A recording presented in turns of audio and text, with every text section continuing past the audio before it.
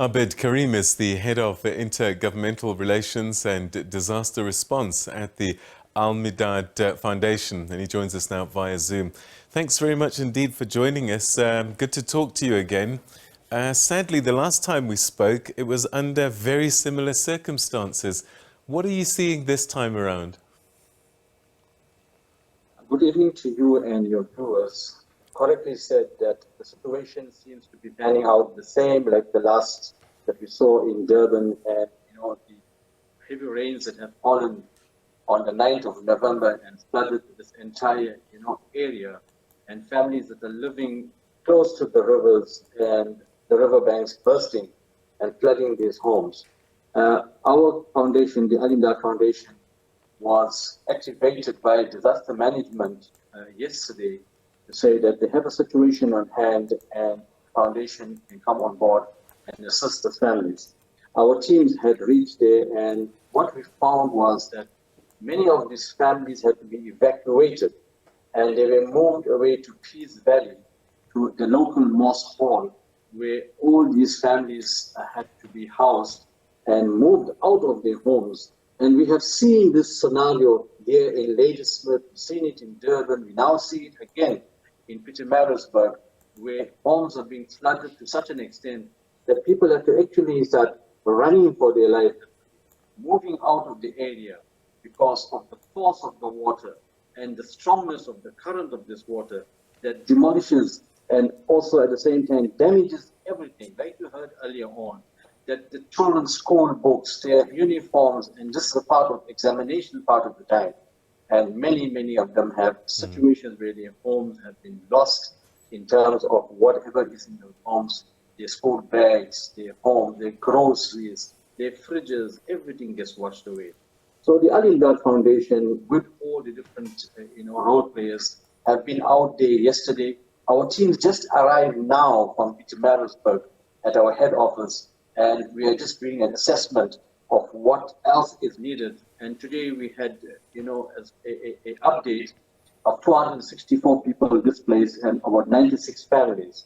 And the Alimdaad Foundation, the Red Cross, the South African National Zakat Fund, and many other NGOs have all responded with disaster management of Msunduzi and the local disaster and the provincial disaster, and went out and helped these families. Immediate needs that were identified through the assessments was blankets, mattresses, and hygiene bags. Now, let us look at the scenario that when you are in a hall situation, it's not the best situation to be in. We all know that. And we try to make our victims of this flood as much as possible comfortable. And also you have the young children, you have the babies, you have all these situations in those halls. And the Alimdaad Foundation with the other NGOs, we tried our best, and tomorrow also our teams will be there again to see how more we can give them assistance. Because this is a very, sometimes you're running away from your homes only with the clothes that you have on you. You are soaking wet. And myself coming from Ladysmith, I've been to 15 floods in the past. I know that scenario. You are alone, you have nothing there, you are just wet with all the clothes that you have on your body, and you rely on help from the community, you rely on help from the NGOs and whoever else can assist you. The last time around, one of the challenges you had was trying to reach everybody and account for everybody. Is that the same this time around as well, or is everyone pretty much accounted for? From the reports that we have with us, everybody has been accounted, and the situation was that on the 9th of November, when this heavy rains fell in this area, it was during the day, and disaster management was very active with all the other role players and got the community to start evacuating because the levels of the Msunduzi River was rising, and they had quickly asked the families to be evacuated and moved to the Peace Valley Mosque Hall, where many of them had gone. So in this scenario that we saw out there today and yesterday, it was, a very lucky situation. Like, heard, there were no fatalities, and luckily nobody had passed on. We are very grateful for that also. but it's just a matter of damage. And, you know, when you have damage of flood, waters mixed with mud, mixed with daga, mixed with all this, it is a very, very difficult scenario to be cleaning up and getting back to normal. And not only that, sir, is after you have this water put in your house, in your stoves, in your wardrobes, for it to now dry out, and by the time the stench come out of that home, it's another scenario altogether. So it's not one of the best situations that, you know, as communities we should be in. Sadly, something that seems to be happening more and more frequently. Does that, though, come with learnings in terms of disaster response? And is that probably why things seem to have happened much quicker and maybe more efficiently this time around? Well, many of us have learned from the floods in Durban and the provincial disaster, which we sit on the advisory forum as the Alimdaad Foundation. We know there have been many times and many discussions and workshops as to how to evacuate families from this type of scenarios. Another very important, you know, point that was raised is not to allow the communities to build or near the rivers and build into waterplain areas because of these circumstances. So local authorities are also pressing on this, that people are not going to be allowed to be building their shacks or building their homes or whatever it may be near these type of situations, which is a disaster risk in terms of flooding. And now we are in the summer season, and we all know that the weather reports are telling us there are going to be continuous rains coming through. And if you look at it, we're only now in November, and we already have our first situation of a disaster of floods. And we pray to the Almighty that it doesn't continue like this, and you know our communities are spared.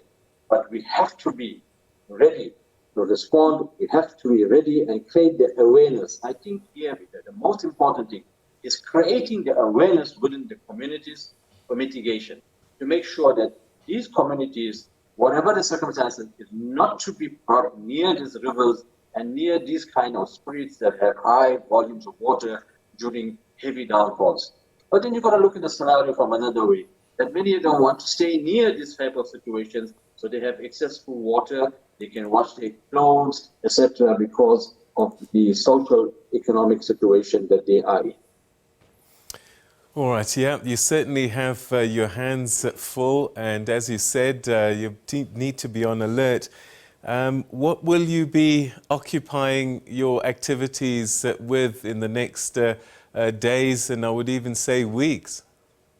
What's the area of focus? Well, the situation Peter, a situation right now is many of these flood victims are still housed in those halls. So as the Alimdaad Foundation, in partnership with the Red Cross and the South African National Zakat Fund that is based in Pietermaritzburg, there are three different situations. We have given out the blankets, the mattresses, we have given out the hygiene bags, and then you have breakfast, lunch, and supper. So the three different organizations at the moment that have responded have agreed that for the next 3 to 7 days that they will provide the breakfast, some will provide the lunch, and some will provide the supper for these victims of the flood. Of course, many of them, and we have seen this scenario in Durban, we have seen it in the latest flooding in the beginning of the year, that they want to get back home. As you can see from the visuals, they're already drying their clothes, they are drying their mattresses, and they want to get back into their home and to get back to normal life, which is something that they all want to do as quick as possible. But as we said, that very importantly now is to give them the basic and necessary essentials for these victims that are at the halls at the moment. And as disaster management and many of the NGOs would like to see them get back to their home environment as quick as possible. But most importantly, it must be safe for them to go back, for them and for their children and for the elderly and the sick. All right, Abed, we're going to have to leave it there. Thank you so much indeed for joining us, and thank you for the great work that you and your foundation is doing. Thank you. Thank you very much for having us. Thank you. All right, that's Abed Karrim, who's the head of intergovernmental relations and disaster response at the Alimdaad Foundation, working very hard in KwaZulu-Natal around Pietermaritzburg, helping to deal with the aftermath of these floods that have displaced a number of people there.